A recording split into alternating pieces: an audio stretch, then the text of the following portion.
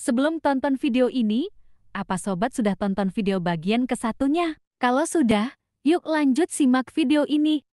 Manfaat hitan dari sudut kesehatan terutama bagi laki-laki antara lain.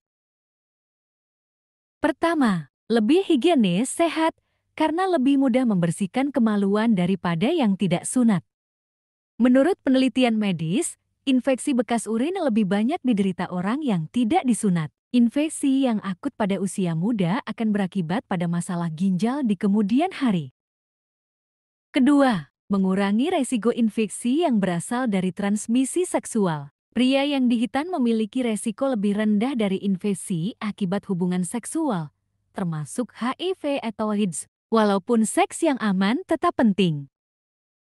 Ketiga, mencegah problem terkait dengan kemaluan. Terkadang, kulit muka kemaluan yang tidak dihitan akan lengket yang sulit dipisah, dan ini dapat berakibat radang pada kepala kemaluan laki-laki. Keempat, mencegah kanker pinal kanser. Kanker ini tergolong jarang terjadi, apalagi pada kemaluan yang disunat. Di samping itu, kanker leher rahim cervical cancer lebih jarang terjadi pada wanita yang bersuamikan pria yang dihitan. Selanjutnya, simak video tentang metode-metode dalam sunat atau hitan. Jangan dilewatkan, tunggu video berikutnya ya.